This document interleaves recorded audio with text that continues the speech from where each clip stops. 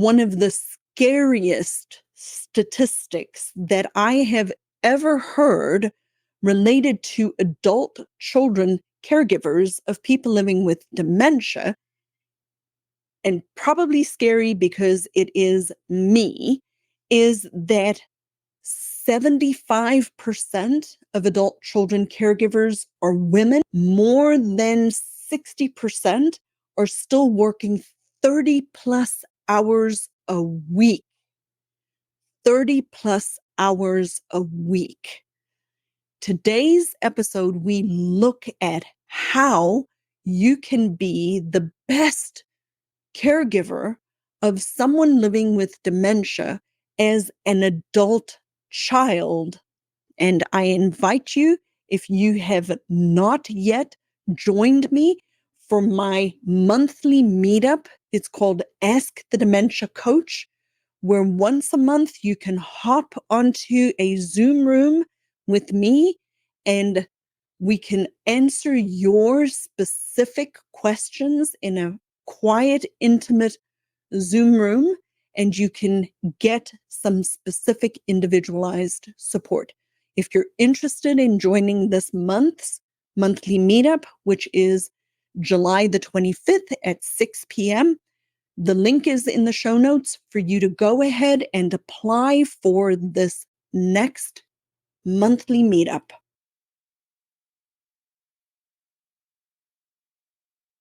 Hey, Christian caregiver. Welcome to Christian Dementia Caregiving. It is the podcast where I teach Bible-believing Christians where to find help as well as hope for their caregiving journey so you can make memories as well as glorify God despite a dementia journey. We know dementia isn't always easy, but it actually can be very simple. And today we are going to continue with our second of a three-part series related to caregivers, the three different types of caregivers. And to recap from last week or last episode on Monday, I just wanted to remind you that there are three different types of caregivers. And when I used to work in the healthcare field, I believed that a caregiver was a caregiver was a caregiver, that there really wasn't any difference in how we are a caregiver when we are a caregiver. Like if you were a son helping a mom, it didn't make any difference as opposed to a spouse helping another spouse. And maybe that was my own ignorance. Maybe I had my head so far up my anatomy that I couldn't necessarily recognize that each one of these people have their own unique challenges and their own unique problems that they were dealing with because I was coming at it from a healthcare perspective. I guarantee you, healthcare providers do not pay attention to the caregiver. You are, as a healthcare provider, there for the patient, and your job is to treat the patient. The job is not to take care of the caregiver. And that is one of the reasons when I started to become a family caregiver that I felt the need to start this podcast, to start working with family caregivers in a different way, because I became a family caregiver and I saw how hard it was and how the healthcare system really exacerbates that problem and makes it harder. But anyway, that was a little side note. But what I really want you to remember, if you didn't listen to Monday's episode, go back and listen to it, specifically if you're a spouse, because Monday was about spouses. Today is about adult children, and Friday will be about a category of caregivers that we never hear about, the young adult caregiver. But each type of these caregivers have different needs and different challenges. And so that's what we're unpacking. Spouses are pretty easy. Adult children, spouses are pretty easy in the sense of it's a category, you're a spouse, even though I know that there are subcategories of divorced spouses who are still helping their spouse and some things like that. But what I mean about adult children is in adult children, there are two types of caregivers in the adult child caregiving category. There are adult caregivers who are not married, who are caring for spouses, whether they be divorced or widowed or never married, and they don't have children. So they have a little more leeway to be able to help take care of a parent. The second type of adult child caregiver is the adult child caregiver who is the sandwich. They're between their parents and they're between their own children and grandchildren. Then in the young adult category, we have parents of a child who has, say, dementia, or siblings who are helping siblings and they may not have dementia, or grandchildren of somebody that needs care, likely with dementia. And each one of them have a different set of problems. And then as an introduction, we looked at specifically the fifth commandment, which talks about honoring your father and your mother. And then we looked at the Westminster Shorter Catechism, which says what is required of us in the fifth commandment, and that is preserving the honor and performing the duties belonging to everyone in their several places and relations as superiors, inferiors, or equals. And this is where the rubber meets the road for you as a caregiver when you are in one of these different categories, because it changes your several places, relations, whether you're a parent of someone, whether you're an equal like a spouse, or whether you're an inferior like you are taking care of your own parent. But you've got to remember it also is this is subservient to your new station or relation, which means if you are an adult woman who has left and has cleaved with your husband, your primary relationship is with your husband and not your parents anymore. So I do want to highlight that as we start off today's conversation. So what we're going to do is we're going to do it in the same format that we did the previous episode, and next episode will be the same. And what we're going to look at is to start with some statistics to understand the role of an adult child caregiver. A big fat fancy word to just say your parent has dementia, right? So, but adult child caregiver is the fancy term, so we'll stick with that just for clarity. Did you guys know 60% of family caregivers are actually the adult children of somebody living with dementia? And all of these statistics, let me be very clear, all of these statistics are specific to dementia caregiving. I go research that for us. And then most adult child caregivers are between the ages of 45 and 64 years old. And about 75% are women. And they're typically the daughters or daughters-in-law, which adds a whole nother level of complexity. 60% of adult child caregivers are still employed full-time or part-time. And if they are, they're working 30 plus hours a week.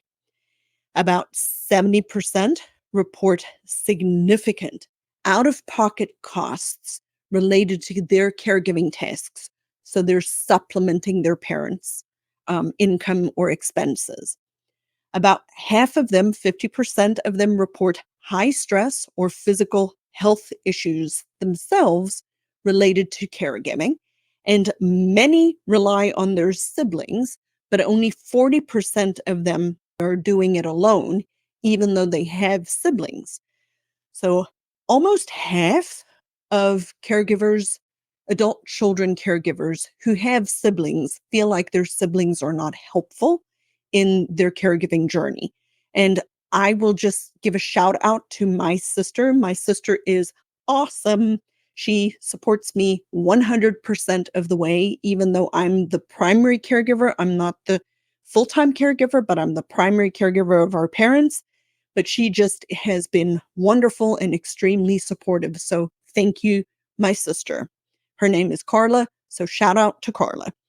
So some unique challenges that adult children as caregivers face is you have to start with your own relationship and your own role. So I'll use my children as an example. My husband and I have 2 children. We've left and cleaved with one another, so we have our own household. My husband and I are very full aware that my dad is an atheist, and we have recognized and know now that despite everything we want to do to help, we will not be able to live in the same house as one another, which means if they require 24-hour supervision, which if they live long enough, they will, we have to be able to do it in a different way. And so we have to be thinking about that and planning for that in the future. Adult child caregivers, another unique challenge that we have is we're balancing multiple responsibilities. Work, maybe our own children are still at home. Maybe we're running businesses. Maybe we're active in church. Maybe we are a wife and we have a primary responsibility to our spouse. We're juggling all these different roles and responsibilities, and you have to factor that in.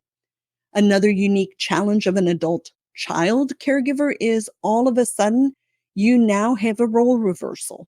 You might all of a sudden now be required to do tasks with your parent that you've never needed to do before, like help them take a shower, like help them in the restroom. So there's a role reversal. Now you have to parent the parent, and that changes the dynamic, that changes your role, and it can be extremely hard for an adult child. There's something we never talk about all that much, but the difference between a daughter helping her father or a son helping his mother, those can be unique challenges that each caregiver has to face. Another big, big, big problem or challenge or opportunity to improve is siblings, sibling dynamics. It is vastly interesting to me to see how frequently siblings are not on the same page. They grew up in the same household, but they have different relationship with their parents. They have different experiences themselves as parents, as siblings, and the drama that it can sometimes cause related to siblings not being on the same page. And there's a lot of truth to the fact that some siblings just don't see the problem. And as hard as this is for people to hear, your siblings can choose not to be a caregiver. Caregiving is a choice, and you might have chosen to be the caregiver, and your sibling might have chosen not to be the caregiver, and that is their right. You may disagree with them, but it is absolutely their right to choose based off of their own lives to not be the primary caregiver. So a lot of sibling dynamics play here, and then a lot of changes in communication and emotional strain for a adult child caregiver, and then perhaps anticipating the loss of your parent because you can see the actual changes that they are experiencing. So the third aspect of an adult child caregiver is yet again managing the emotional and physical well being. And so sometimes you have to put up healthy boundaries. This is a hard thing. But if you have chosen as the adult child to be the primary family caregiver because either the other siblings haven't stepped up or whatever the situation might be, you might have to put up healthy boundaries. I met with a couple earlier this week related to a husband and a wife who are anticipating needing to move his mother in with them, and his mom and his wife haven't always had a stellar relationship. And so we talked about that. We talked about the fact that his primary relationship is with his wife, and that if we needed to, if he needed to, there might need to be healthy boundaries in place. Another way of managing emotional and physical well-being is learning to prioritize and delegate things. Not everything needs to be done by you. Maybe you do it better than everybody else. It's irrelevant. If you're burnt out, you can't help. So you need to delegate. and you need to prioritize. I'll use another client. He's actually a young adult client, but we were talking about the fact that he's willing to go and mow his grandmother's lawn, but what his grand but that's a task that can be hired out. Or is it better served for him serving his grandmother in a different capacity? So delegating. Then you have to calendarize as well as schedule rest in order to manage your physical and emotional well-being, not hell-being, well-being. To schedule your rest, you have to take rest.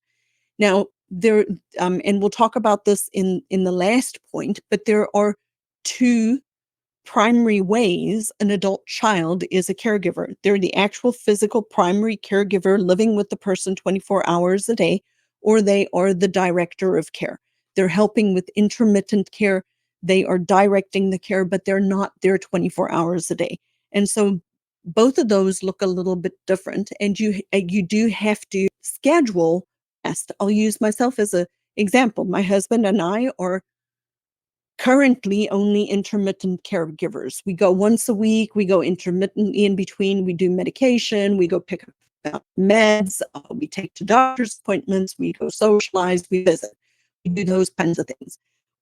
4 to 6 hours a week on caregiving, but it's a burden. And so we actually went away for 4 days. And the 4 days we went away, I never thought about my parents. Terrible to say. I didn't. I didn't think about them. I didn't worry about them. I knew I have an electronic caregiver in the house. They could get help if they needed. I was only 2 hours away. But unplugging and scheduling that rest and relaxation was vital to me. We need to be able to learn how to say no more often. No to the siblings. No to the parent, maybe. You have to be able to actually say no. And we can talk about that a little bit more. And then you need to be able to find emotional support or coaching for yourself. If you truly are emotionally so wrapped up in everything going on that you're no good to anyone, then you may need counseling, biblical counseling, and not dementia coaching. But if you are fairly doing okay, then dementia coaching is something that can be extremely extremely valuable for you because it's somebody who could provide you external support, guidance, mentorship, solutions to your specific problems. And you can find dementia coaching if you're interested. I do one-on-one coaching with people, or I do group coaching with adult family caregivers, adult children of people living with dementia.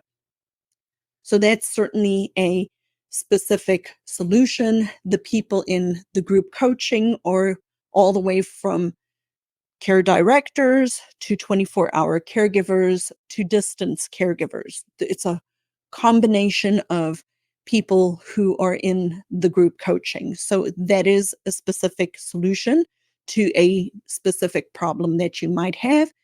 You can also find free support groups. Support groups are not all created equal. I've said this before, I'll say it again.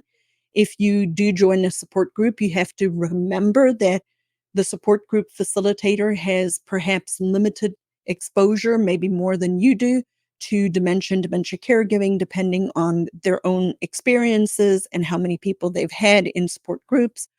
But a support group is certainly an option. And there are some free Facebook support groups. You have to be very careful about which ones you join. Some of them are verbal vomit. Others are really good. I do have a free Facebook group if you're interested in joining. It's the same name as the podcast. It's Christian Dementia Caregiving. So please, those are a few free resources available to you just from listening to this podcast. So you have to maintain your emotional, but as well as your physical well-being and health.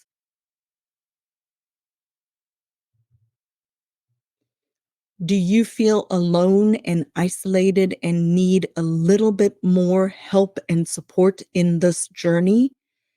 Sign up for our next Ask the Dementor monthly meetup, where we will come together.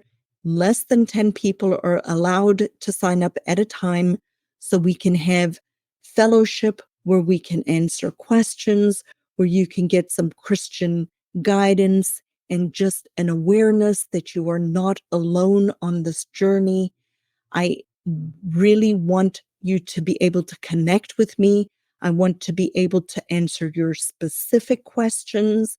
So if you're struggling, if you're tired, if you're overwhelmed, if you're stressed, if you just need a little bit of help, sign up for the next Ask the Dementor monthly meetup. The link is in the show notes below.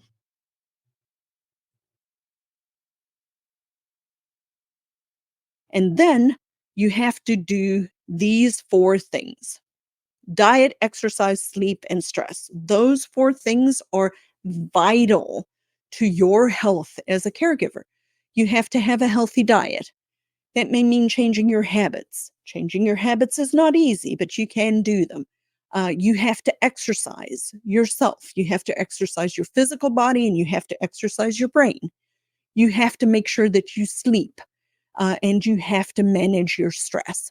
So, if you are struggling and you're feeling stressed, I invite you to go take my free quiz by messaging me only the word quiz on either Instagram or on Facebook Messenger. Just message the word quiz. It'll send the link, it's an automation. It'll send the link directly into your direct messages, and then you can just go there and fill out the quiz and see where you are related to your emotional health as a family caregiver, as an adult child family caregiver. So that's a free give to you to be able to help you with your stress levels. And then the last one in this particular episode is managing the caregiver's journey. Proverbs 16, verse 9 says, "The mind of man plans his way, but the Lord directs his steps." And we do have to plan ahead, and we do have to plan ahead in our particular station and place as the adult child, like we talked about earlier in the episode. And remember, I said that there are 2 types of adult children. There are the adult child who is not living with the person. They're either a distant caregiver, so living an hour away. I live 15 minutes away. I'm not living with my parents, or they're the care director. The care director would be an adult child of somebody who is living in a facility somewhere. They're in an independent living facility, there are other people around, a memory care and assisted living, or even a nursing home. So you could be that adult child caregiver is a care director of your parent. And then the second type of care of adult child caregiver is the one who has the person living with them 24 hours a day. They're the one physically providing the 24-hour care, or they are the 24-hour caregiver, like in my husband and my situation. If we moved my parents into the duplex, we could be the 24-hour caregiver using some strategies, but not be living directly in the same house. So there are some ways to do that. I'm very creative. And so as you, as the adult child, are managing your caregiving journey, you also need to answer the following questions for yourself. What do you want to look like after your caregiving journey? I'm 54 years old. If my mom, who is 76, lives another 10 years, I'll be 64. Lord willing, I will have grandchildren. I want to be able to get down on the floor and play with my grandchildren. I don't want to have lost my own health and my own relationships with my children or my grandchildren or my husband because of my caregiving journey. So I know what I want my life to look like after caregiving. Do you? Because you have to ask yourself that. Then you also have to ask yourself, if you are 6 months or a year after your dementia caregiving journey and you look back on your journey, what was the best outcome? What are you going to regret more? What is the thing that will totally undo you if you're not able to do that? Um, is it your relationship with your spouse? Was it your relationship with your parent? Was it a promise that you felt like you were required to keep them at home? What is your, not mine, your best outcome after of your caregiving journey when you're done with it?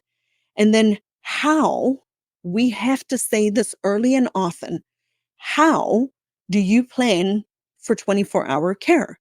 Because if you have somebody you love living with dementia, you know that at some point or another, they are going to require 24-hour care if they live long enough. And what is that going to look like? What are your options? You have to plan ahead. And then you also have to ask yourself, what is your line in the sand? Like, I love my dad. I don't have to like him, but I do love him. And my line in the sand is I cannot live with him because of how he speaks to me. And because of how he speaks to me, how I respond in a very sinful way. And I have recognized, my husband has recognized, my children have recognized that we cannot live with my father. None of us can live with my father. So if my father requires at some point, if he lives long enough, 24-hour care, I do have a plan. I have planned for this because I recognize that I know what I want to look like when I'm done with this journey. I recognize that I want my husband and my relationship to be intact. And I recognize that if he lives long enough with cognitive loss, he will require 24-hour care. And so I have planned ahead for this. So I know what my line in the sand is. Do you know what your line in the sand is?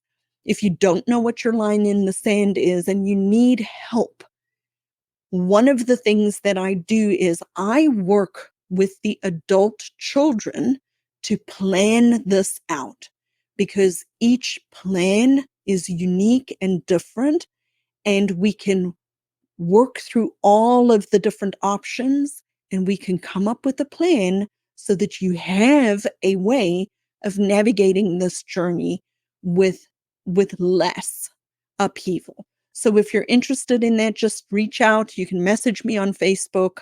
You can schedule a call off of the website, thinkdifferentdementia.com. I'd love to serve you. And at the very least, hop on a call and let's have a conversation and let me point you in the right direction. And as normal, we're just going to do a quick recap. We talked about the statistics specific to an adult child caregiver. We looked at the unique challenges of the adult child caregiver. We talked about how to manage your physical and your spiritual and your emotional well-being as an adult caregiver. We talk about the spiritual a lot in most of my other episodes. So we really are not looking at that today. And then lastly, how to manage your caregiving journey and how to plan ahead and what that looks like. I know how valuable this episode was. It was jam-packed with a lot of information. If you need to listen to it again, if you need to hop on a call, I'm happy to help you.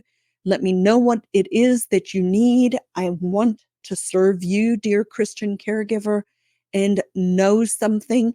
I pray for you every single day. I pray for the family caregivers of people living with dementia. And I pray that the Lord will bless you and keep you. And I look forward to serving you in our next episode, which we'll be talking about young adult caregivers, which is a whole separate category of caregivers.